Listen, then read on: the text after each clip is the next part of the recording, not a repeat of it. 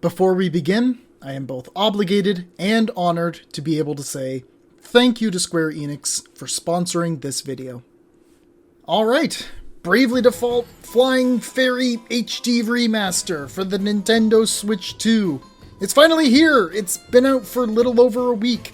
I've gotten far enough in that I feel comfortable talking about my thoughts, since people are probably curious if the remaster is worth it, for Bravely fans and newcomers alike. So today, I'm going to talk about the remaster, go over some of the new changes, and then answer the question of, is it worth it for both new and returning players separately? But right quick, if this is your first time seeing me and you're interested in Bravely Default, make sure to like and subscribe. I've got a lot of videos on this channel dedicated to the series. And if you are completely new to Bravely and want a rundown of what the series is like, I suggest checking out my Newcomer's Guide video. Thank you. Now, we're going to do this a little differently than usual, and start with the story. Don't worry, I'm not getting into any major spoilers whatsoever. The reason I wanted to start here is because I have already played Bravely Default multiple times over. I already know exactly how this story goes, and so I started speeding through to see more of the gameplay changes this time around. That said, once I can get my Switch 2 working with my computer, I want to do a live playthrough with all of you again and enjoy the game to its fullest.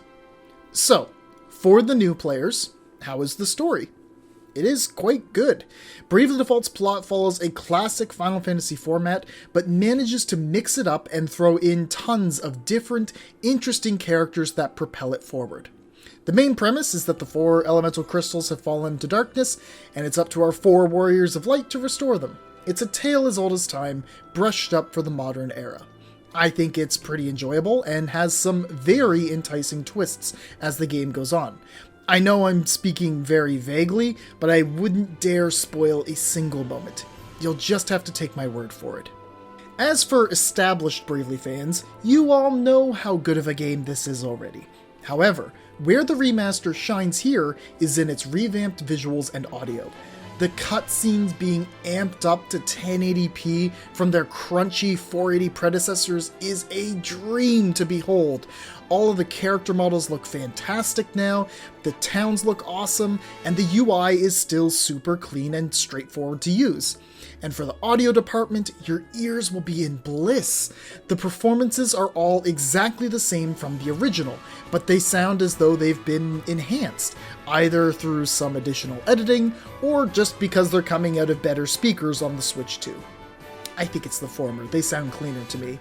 Now, I have a few things to say to returning players that are semi-spoiler-ish. I'm going to be speaking extremely vaguely about it, so for new people, you're not going to have a clue what I'm talking about. But if you want to avoid absolutely anything, that's fine. You can just skip ahead to the next section and you won't miss a thing. For Bravely fans, 2 quick notes. First, the second half of the game that everyone talks about. Remember, this is a remaster, not a remake, and so that section has not been drastically changed. I have heard that it's a little bit faster than before, but that was one commenter, so take it with a grain of salt. That section is more or less the same, just so you know.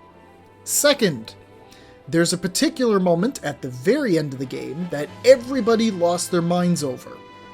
That has been altered. Not removed, but changed.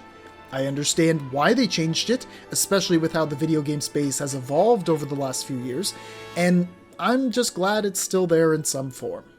There's also some other changes tucked away, good ones, that's an absolute certainty, but I'll leave those to you to discover. Overall, the improved graphics and audio alone is enough of a fresh coat to make it worth returning for, to me personally. But if you need more convincing, we've got a lot more points to cover that should surely sell you on it.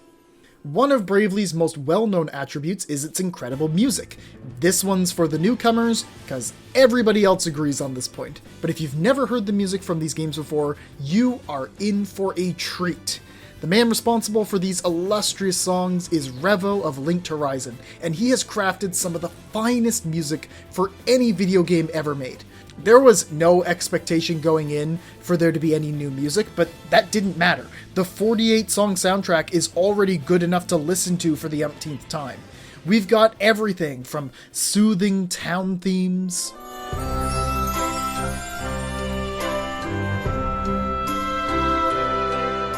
to joyful adventuring tunes.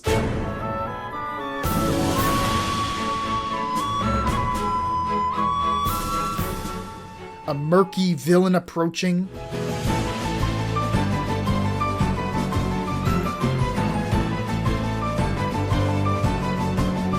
Turns into a battle to the death.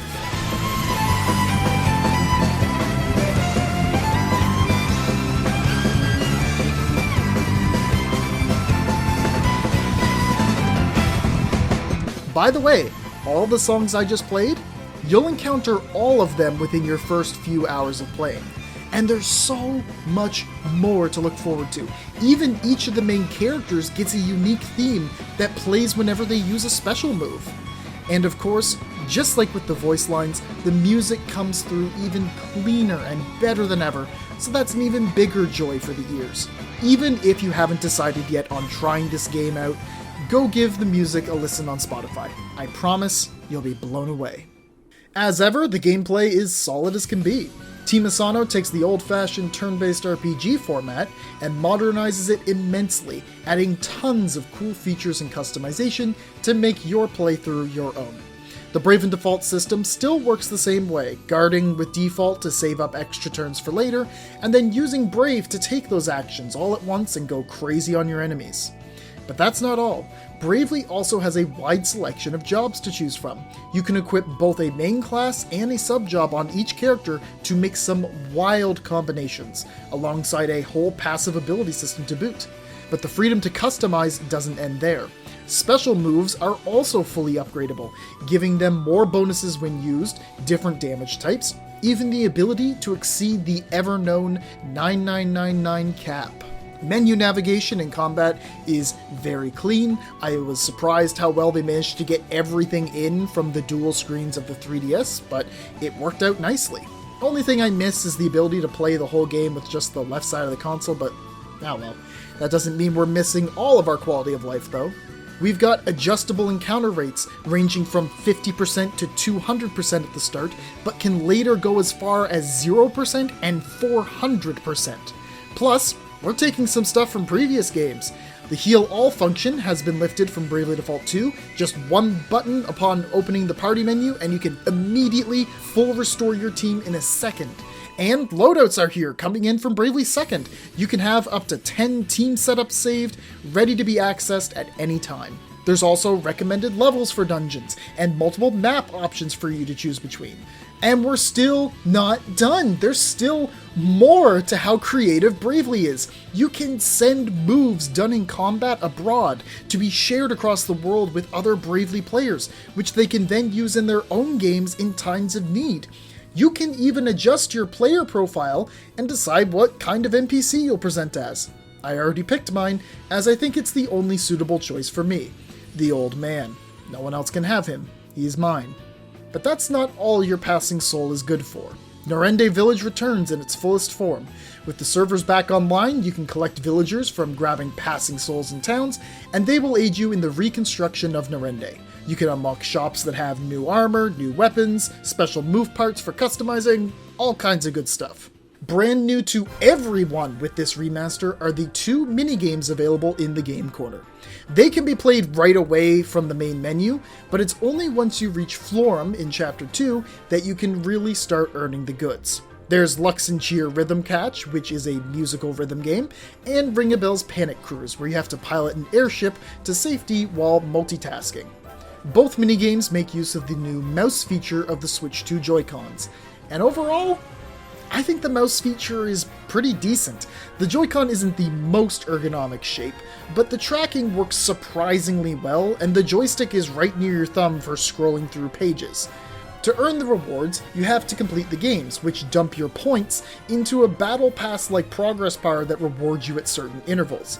Most of the thresholds give pedal tokens, which can be spent on items at the Game Corner Man in Forum, like the 0% and 400% encounter rate key items. Apologies on my behalf, I had thought they were going to be as they were in Bravely Default 2, where they were equipable accessories, but I was mistaken. You just buy the item, and you now permanently have access to the setting. There's also limit break marks that allow for going past the 9999 cap, all the costumes we've seen before, as well as a perma-job costume that keeps the outfit of your currently equipped job on until the costume is removed, which I think is an improvement over only having freelancer outfits. I think both of the minigames are pretty fun, though my brain leans a little more towards the Panic Cruise. I really feel like I'm piloting the ship with how it makes me use both controllers regularly, and the difficulty is interesting. Normal mode on both, it's pretty slow and forgiving, but just one jump to hard and it's a totally different tempo. I like the hard mode a little more, and I'm curious about expert. At the end of the day, I've been having a really good time with the Bravely Default HD Remaster so far. It's exactly what I wanted out of a remaster, and getting to go through Luxembourg again with all of this has been really nice. If I had to boil it down to one word, it would be refreshed. It's still the same old Bravely Default, but with a new coat of paint and some cool features, and I'm really liking it. So, for new players, is it worth it? Yes, absolutely. If you like turn-based RPGs and have not played Bravely Default yet, this is an easy answer. Yes, yes, yes. This is the fullest, cleanest version of the game there is. It's absolutely fantastic. Go pick it up. You need to experience the joys of playing a Bravely Default game. Now, for returning players, is it worth it? If you were planning on picking up a Switch 2 anyways, I would still say yes. I realize that it is a lot of money to drop, but if you were going to get one already, I think there's definitely enough new stuff here to make it worth playing one more time. The minigames alone are a fantastic new addition, and they also drop some brand new lore pages that weren't in the original game. I've already gotten a few of them, and they're definitely interesting. Once again, thank you to Square Enix for supplying me with a review copy of the game. I'm very grateful for it. If you are new to the series and plan on playing it, or are struggling, don't worry, I'm going to have a tips and tricks video coming out soon with some advice for new and experienced players alike. And thank you all for watching, and I hope to see you enjoying your own adventure through Luxembourg. I'll see you soon.